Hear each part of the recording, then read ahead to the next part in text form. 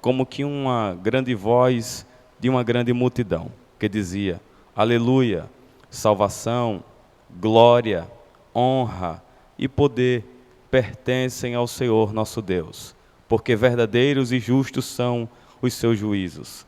Pois julgou a grande prostituta que havia corrompido a terra com a sua fornicação, e das mãos dela vingou o sangue dos seus servos. E outra vez disseram: Aleluia, e a fumaça dela sobe para todo sempre.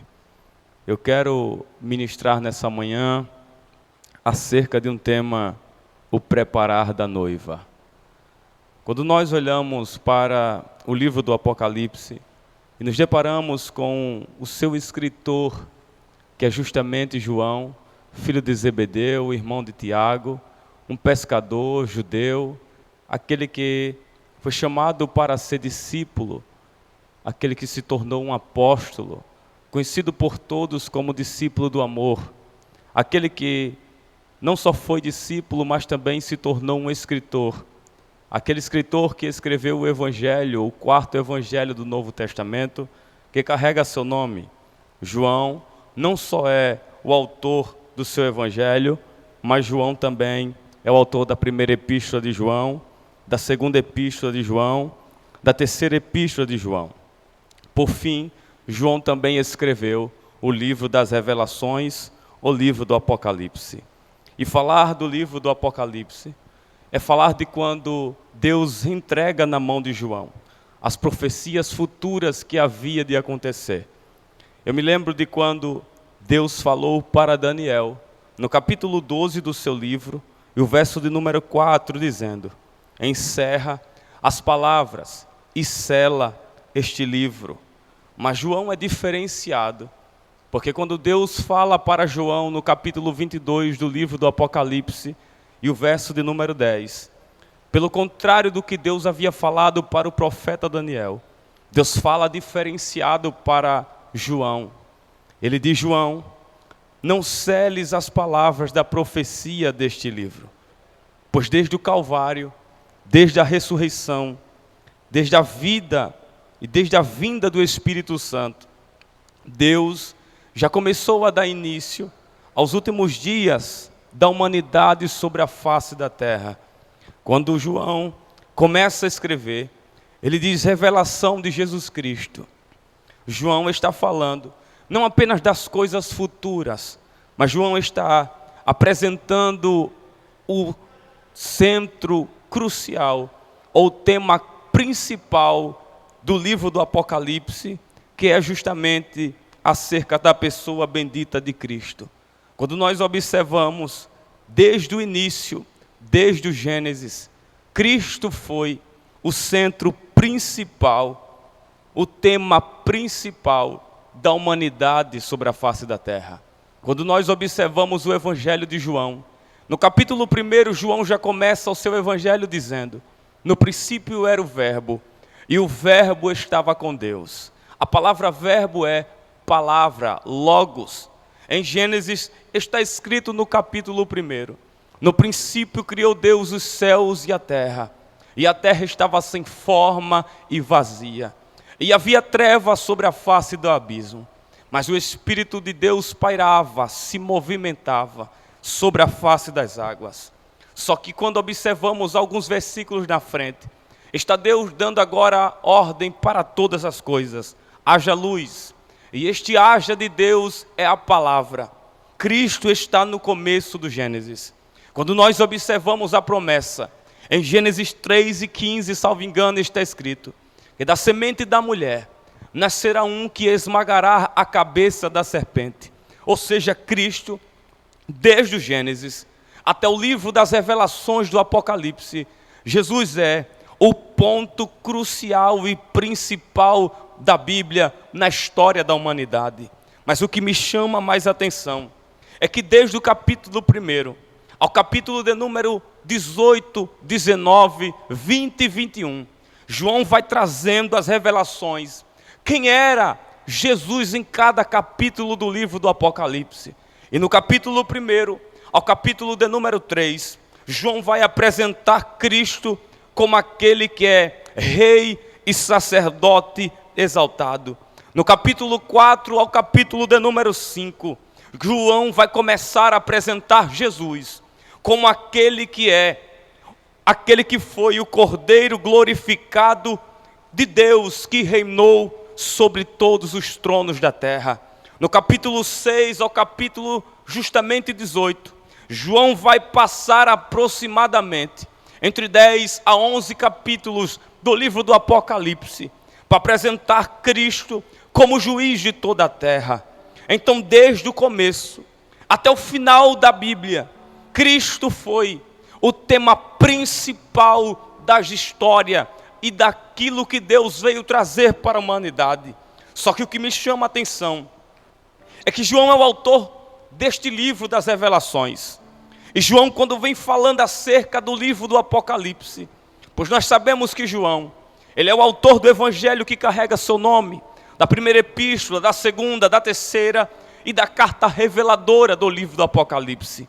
O livro do Apocalipse foi escrito aproximadamente entre o ano 95 depois de Cristo, justamente em um período caótico, em um declínio moral, aonde quando Cristo foi morto e todos estavam prestes para acabar e dissipar com a igreja na sua visão, pois eles pensaram que matando Cristo, que matando Jesus, os discípulos parariam no meio da caminhada.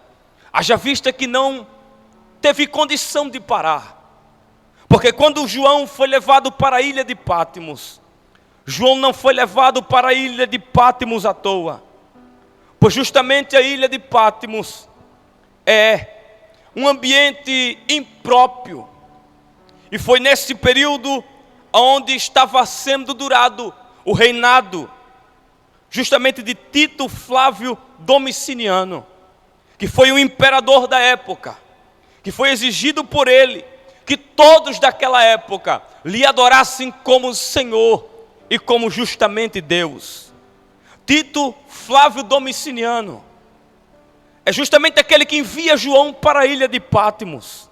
E a ilha de Patmos é justamente uma colônia penal de Roma, na costa da Ásia Menor. Ela que é distante de tudo, longe de toda a população. E na mentalidade de Domiciano, não se tinha lógica nenhuma João continuar escrevendo e inspirando o povo para continuar. Pois agora eles pensaram que matando Jesus, Pedro, Tiago, os discípulos parariam no meio da caminhada. Mas isso mexe comigo porque é um lugar impróprio, é um lugar dificultoso de João escrever, porque João não tem mais as penas na mão, João não tem mais as folhas para poder escrever carta para o povo, inspirando o povo para continuar. Só que eu amo dizer que Deus, Ele ama se revelar em ambientes desfavoráveis. Quando Deus foi se revelar para Jeremias, Deus foi se revelar para Jeremias dentro do ambiente impróprio Anatote. Quando Deus foi se revelar para Elias, Deus foi se revelar para Elias em Tisbe, um ambiente quase que incapaz de ser localizado no mapa. Quando Deus foi se revelar justamente para Moisés, Ele foi se revelar para Moisés dentro de uma sarça. E esta sarça era uma sarça imprópria dele se revelar. Mas quando Deus quer se revelar, não depende do lugar, não depende do ambiente, não depende da plataforma, se é boa ou se é ruim. Deus ama se revelar em ambientes dificultosos e desfavoráveis.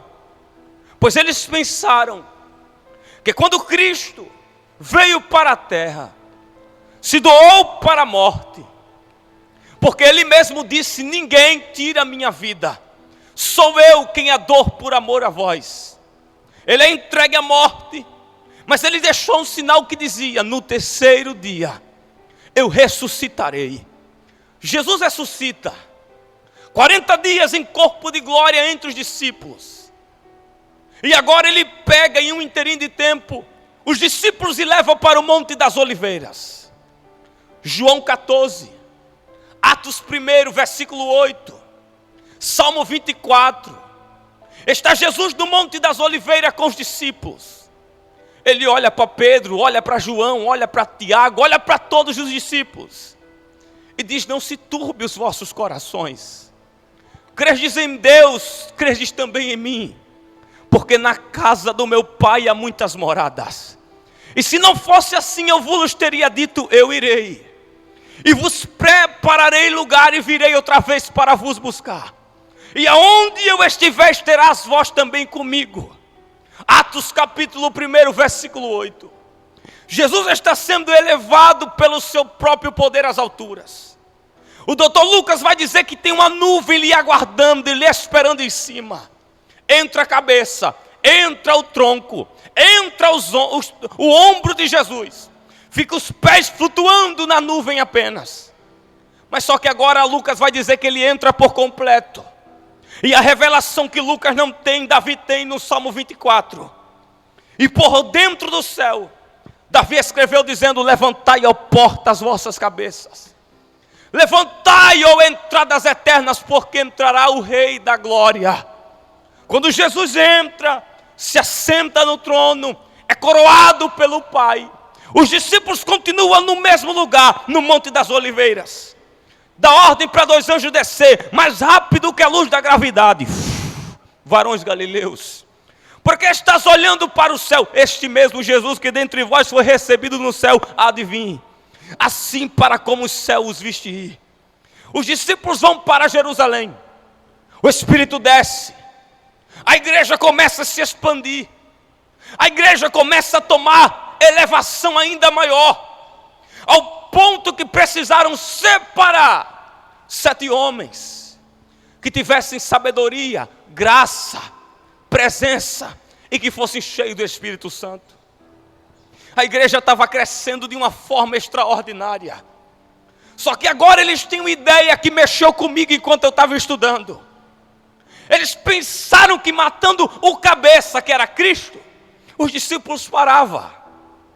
Só que eles se esqueceram que esta obra aqui não é obra da mão de homem. Essa obra é obra do Deus do céu, que habita na terra e que também habita em cima. Eles começam a matar.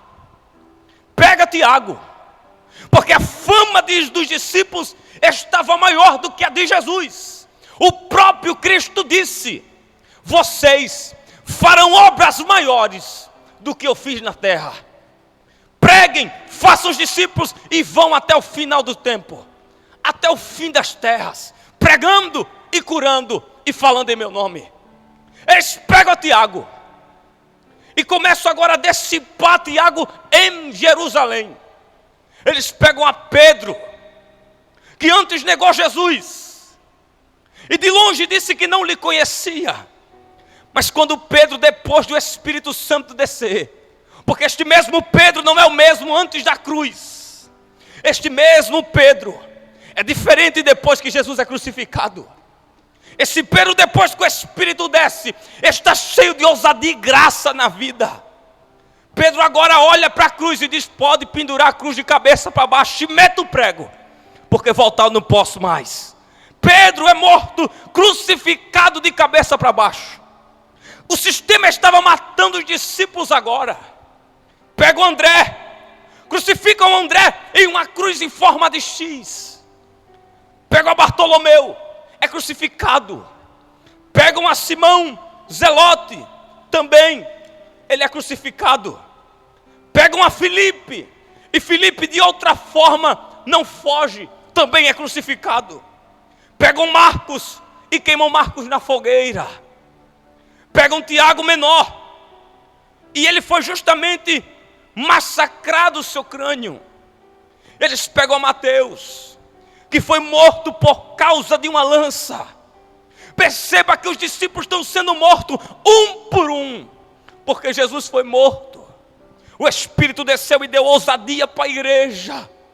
Eles pegam a Tomé, é morto por causa de uma lança. Pegam Matias, que foi colocada no lugar de Judas, e dissipam Matias. Pegam São Judas agora, que foi morto por causa de um machado. E eles agora vão pegar um moço. E este moço, a gente se inspira nele, que depois de Jesus, não tem outro moço como esse. Paulo é pego agora. E ele escreveu para Timóteo dizendo: eu estou sendo entregue como oferta, Timóteo. Mas não mude, persevere. Pegam Paulo, um machado desce sobre a cabeça de Paulo. Ou uma gangorra afiada desce, Paulo é morto. E agora, falta o último. Quem é este? É João, exilhado na ilha de Patmos.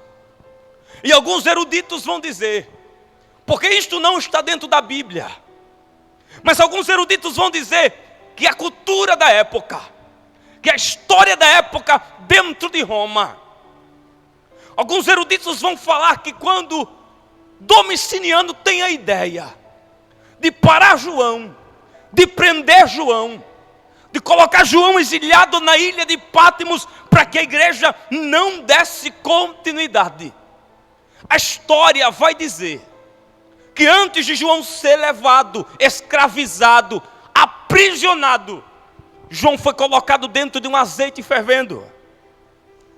E para testar, para ver se parariam, a história vai dizer que descem João no azeite fervendo quente.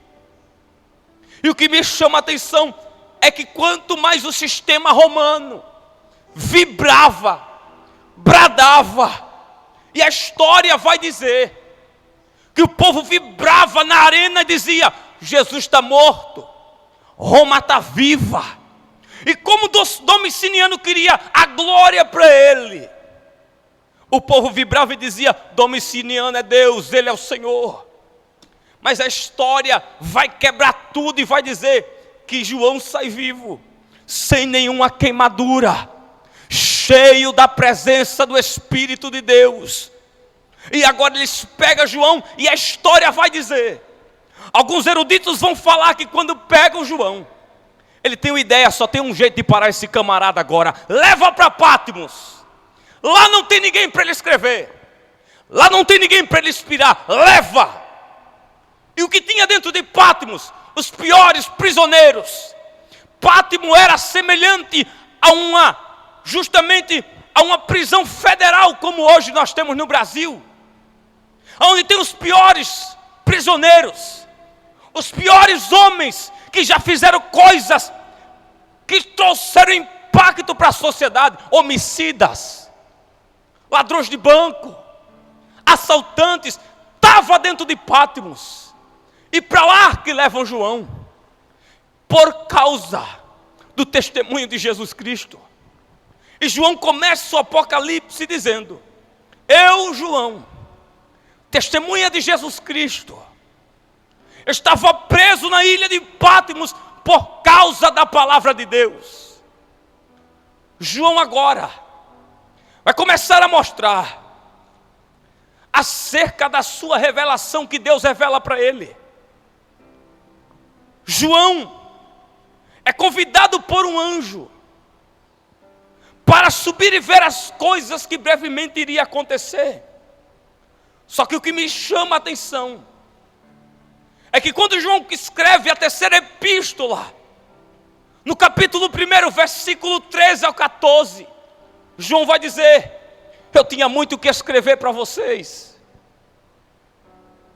mas só que eu não queria escrever nada para vocês, nem usar tinta, nem muito menos pena. Mas eu espero, porém, ver-te novamente e falarmos face a face. Na mentalidade humana de João, não se tinha lógica nenhuma e nem probabilidade de João sair, porque era ao redor de Patmos, só existia rocha e o mar ao redor. Quando as ondas batiam, traziam um impacto para dentro daquela prisão. É por isso que todas as revelações que João tem, ele diz: e eu ouvi, como voz de muitas águas, porque ao redor da ilha se batia, as águas batiam na rocha, da prisão. E o velho João agora está dentro da cela. E o que me chama mais atenção e o que mexe comigo é que para sair da prisão de Pátmos seria impossível, Gisele. As portas fechadas na direita, a porta fechada na esquerda, guardas romanos na frente, atrás e dentro. Não se tinha pena mais para João escrever. Só que os homens podem fechar embaixo as portas, mas tem uma coisa em cima que homem não fecha. Tem algo em cima que cadeado não fecha. As portas de baixo tem cadeado, tem fechadura, tem tranca, tem código. Mas o céu não existe ferrolho. No céu não existe cadeado. O céu é 24 horas abertos para nós falarmos e buscar pela presença de Deus. Só que tem um segredo para o céu se abrir. E o que é que faz o céu abrir? É joelho no chão, é boca no pó. Paulo e Silas em Atos estão presos. Um olha para o outro e diz: vamos orar. Eles oram e o céu se abre. Deus desce na prisão. Porque o céu não existe ferrolho nem porta fechada. O céu existe uma senha chamada oração. Os discípulos estão em Jerusalém em Atos capítulo 2. E eles oraram unanimemente: vem Espírito, vem Espírito, vem Espírito. E o céu fechado, mas no 10º dia o Espírito desce. Porque o céu não existe ferrolho, no céu não existe cadeado. A senha que abre o céu se chama oração. O que me chama a atenção é que quando Nabucodonosor queria o sonho da interpretação que ele teve em Daniel capítulo 2, o céu aparentemente fechado para ele. Ele deitava, mas o sono não vinha. Ele deitava, mas não conseguia dormir. Aí lembra que tem um moço de Jerusalém dentro e diz: chama ele aqui. Chama, ele é astrólogo, ele é mago, é feiticeiro. Ele é o quê? Ele é de Jerusalém. Chama ele. Mas de repente, pela madrugada, o céu que estava fechado para Nabucodonosor se abre para quem ora. Porque o céu não existe ferrolho e nem cadeado para quem vive com o joelho no chão. Está Pedro na prisão, a irmã Maria orando e dizendo: liberta Pedro, solta Pedro, trata Pedro. E a Bíblia vai dizer que pela noite o anjo desce, destranca a primeira porta, destranca a segunda porta, porque não existe cadeado e nem porta fechada para quem ora. João está se abrindo o céu para ele, porque João está orando. E João começa a revelação dizendo: eu vi uma porta no céu, e o anjo chamou. E quando o anjo chama João, o anjo começa a convidar João justamente para ver o que Deus iria fazer com o sistema religioso mundial. E João começa a ter alguma revelação. E a primeira revelação que João tem é justamente essa. E o contexto de Apocalipse 19 está em Apocalipse 15, 16 e 17 e 18. No capítulo 17, João disse que viu justamente 4 ocasiões no texto. Ele disse que viu uma meretriz montada em uma besta. Só que João vai mais profundo ainda e ele disse: e o seu pecado é chamado de prostituição. Sua influência pecaminosa se estende ao mundo todo, chegando até os cargos mais elevados. Não só para por aí, mas João vai dizer, e o Isber também vai falar, não só o Isber, mas Severino Pedro no seu dicionário ele vai dizer no seu comentário, que ele está falando acerca dos reis da terra, dos poderosos da terra. E depois João é transportado para o meio do deserto, e lá no deserto ele consegue ver a meretriz, aquela que apareceu primeiro, ele começa a ver depois, e o Espírito começa a revelar para João, que a meretriz é justamente Aqui vem trazer desolação, choro, pranto. Só que quando nós observamos em Gênesis capítulo 2, João não começa a ver em Apocalipse a meretriz. João viu uma mulher montada numa besta. Só que primeiro Deus apresenta a noiva.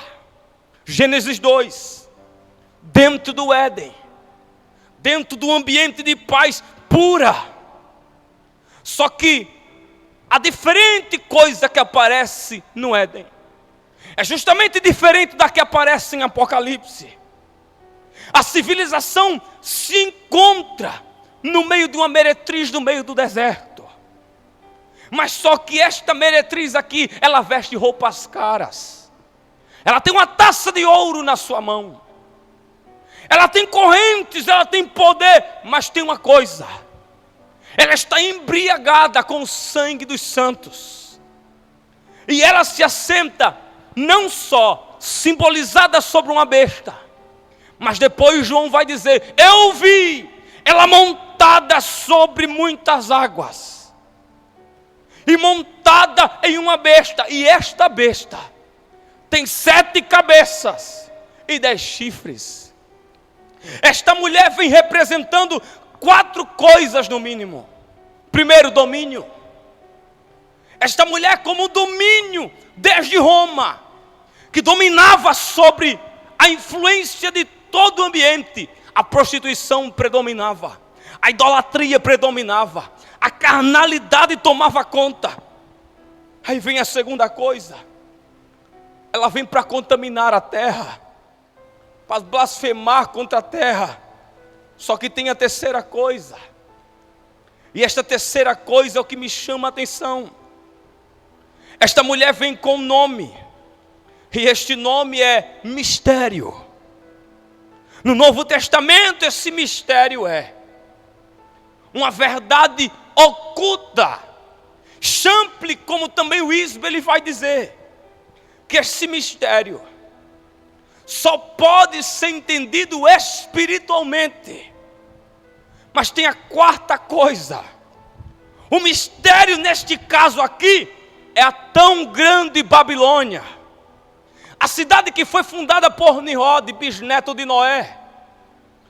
E Nimrod fundou, desde o Gênesis, a Torre de Babel, que era a Babilônia camuflada, e que só pode ter elevação e poder anos depois.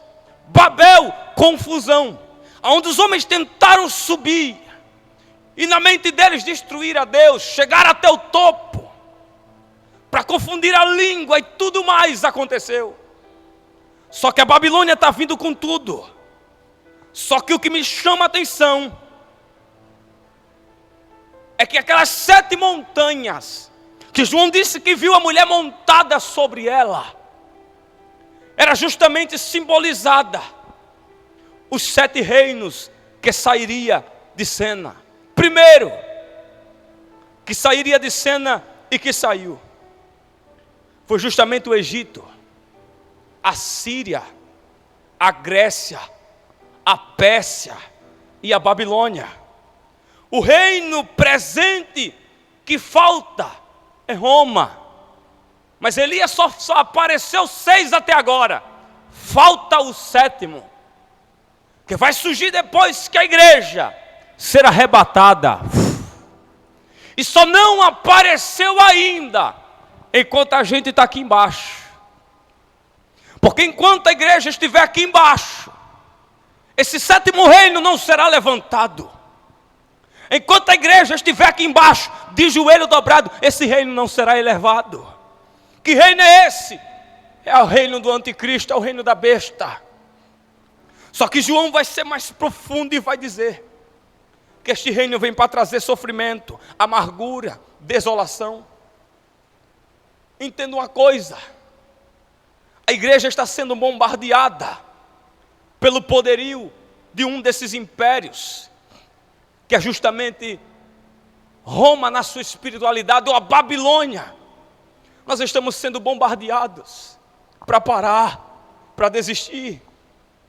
Só que o rei, ele tem um sonho. Nabucodonosor, Daniel capítulo 2, os magos, o astrólogo, o feiticeiro, ninguém poderia dar. Aí chega Daniel, recebe a revelação e diz: eu vi quando tu deitava na cama, o sono não vinha, mas Deus me deu a revelação. A cabeça da tua estátua era de ouro puro, o peito era de bronze, de prata, mas só teve o poder até a pedra descer, Nabucodonosor. Que pedra é essa que Daniel está falando aqui? Esta pedra que Daniel fala é Cristo, que não precisou de mão humana para vir para a terra. Lucas chega justamente, Zacarias no tabernáculo. Gabriel aparece e diz que viria o precursor de Jesus, João Batista. Está batizando no Jordão, e quem vem depois? O menino de Nazaré, gerado no ventre da impossibilidade humana, no ventre de Maria, virgem, pura. E o anjo diz: o que está no teu ventre não é de homem, senão do Espírito Santo. Mulher agraciada, do teu ventre nascerá um, e ele se chamará Emanuel, Pai da eternidade e Príncipe da paz. Jesus nasce sem força e sem ajuda de mão de homem. Jesus olhou para a pedra e disse: tu és pedra, mas sob esta pedra aqui, eu edificarei a minha igreja.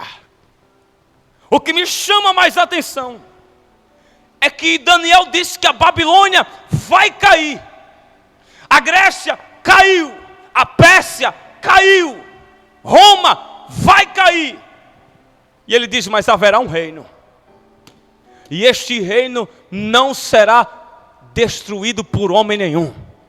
Este reino reinará para todos sempre.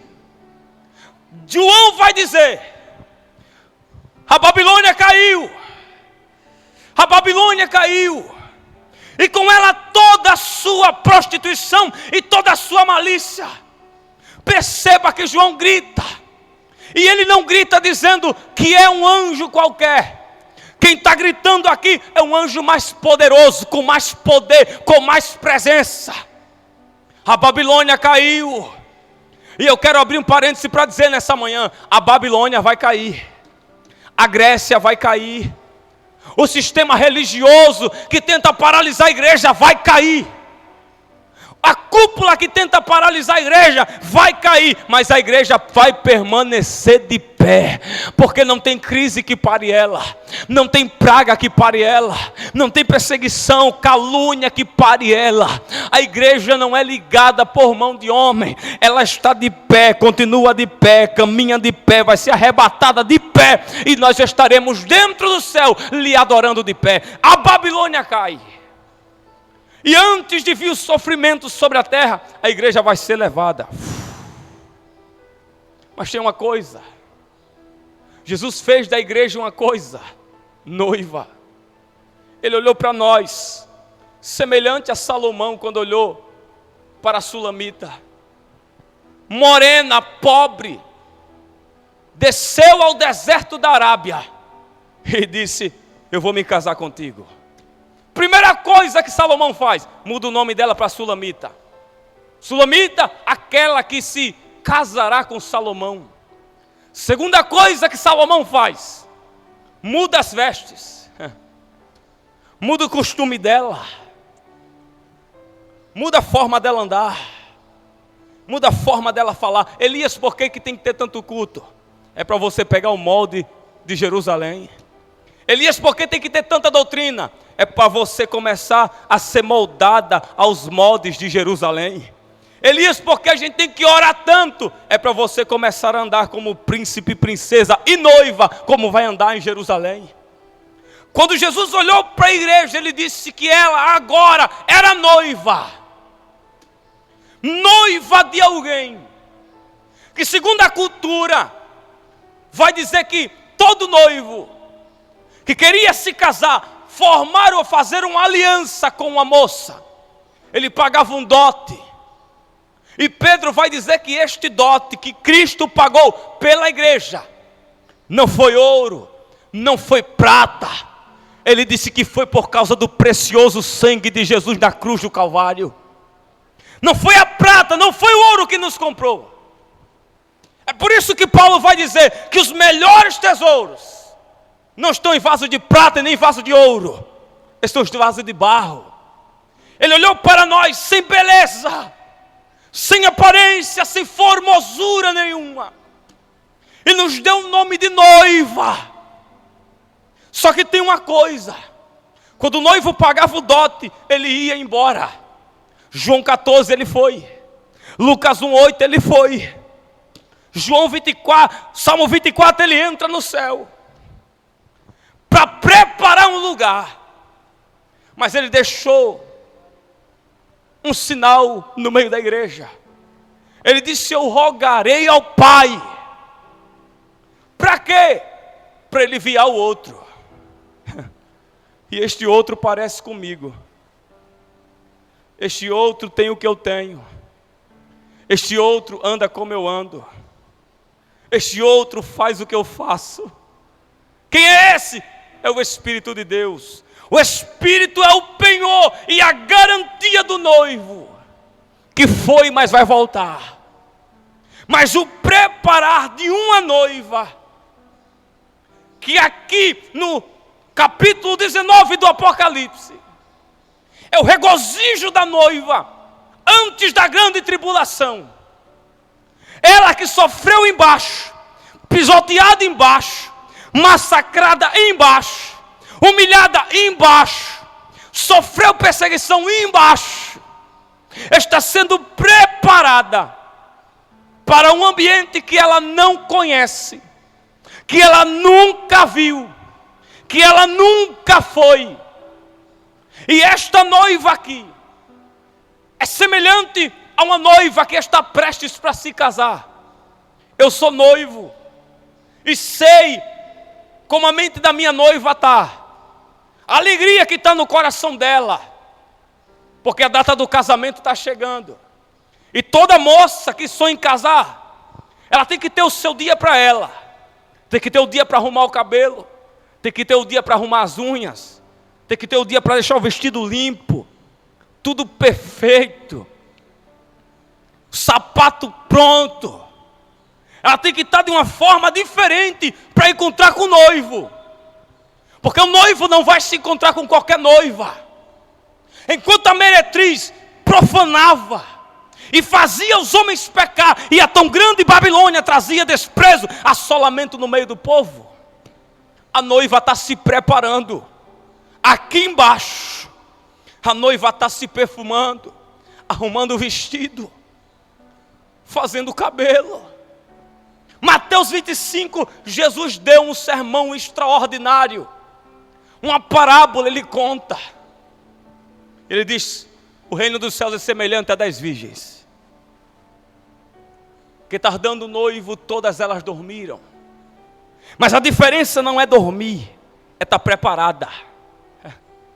E se você puder dizer para quem está do seu lado na sua casa, dê uma olhada para essa mulher que está do seu lado, dê uma olhada para o seu esposo, para o seu filho, para a sua filha, e pergunta: vai se preparar ou vai aguardar para a última hora?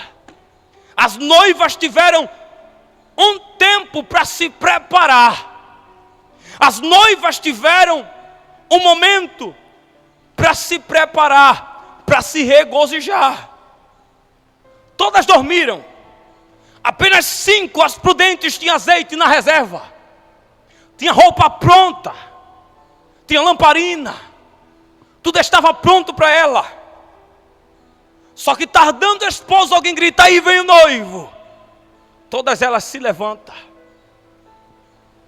E o que me chama a atenção é que não entrou as 10, somente 5 entram, as que estavam preparadas. Efésios capítulo 5, versículo 27, está escrito que ele arrancará da noiva as rugas e a sua mácula. Ou seja,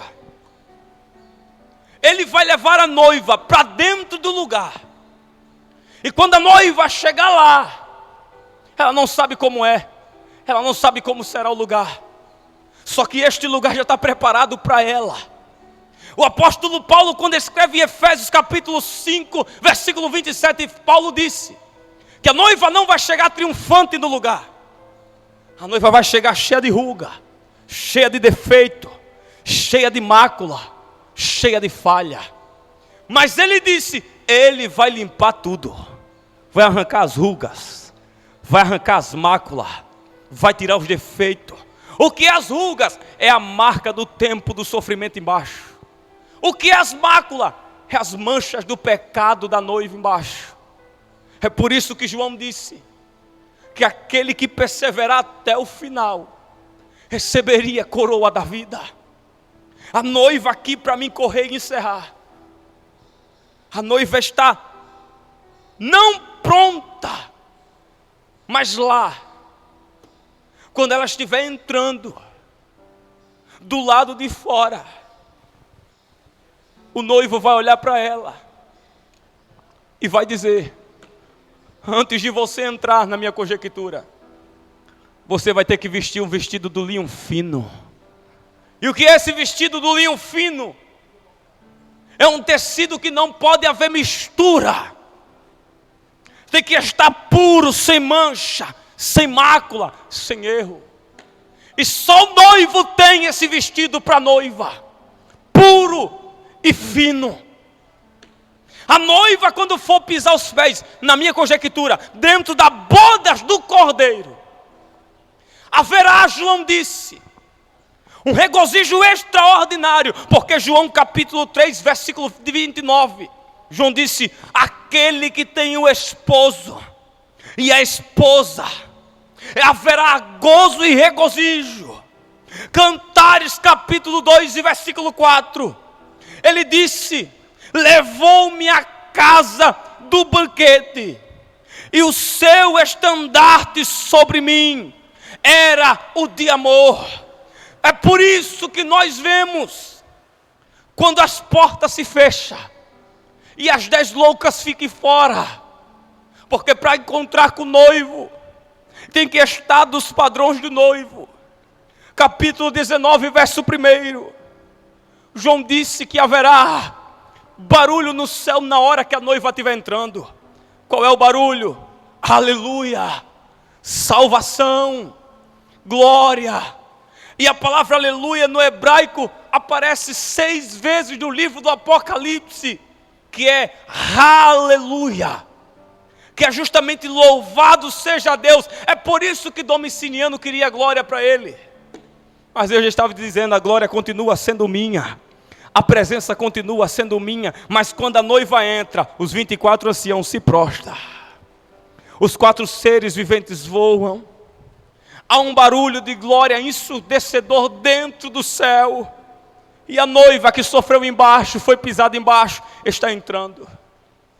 E na minha conjectura, o noivo pega na mão da noiva, e aquela que andou aqui em estradas empoeiradas, em ruas escuras e mal asfaltadas, João disse, e o anjo me levou, e eu vi um mar como se fosse de cristal. É esse que você vai estar. Eu olhei e vi que as ruas eram semelhantes a ouro.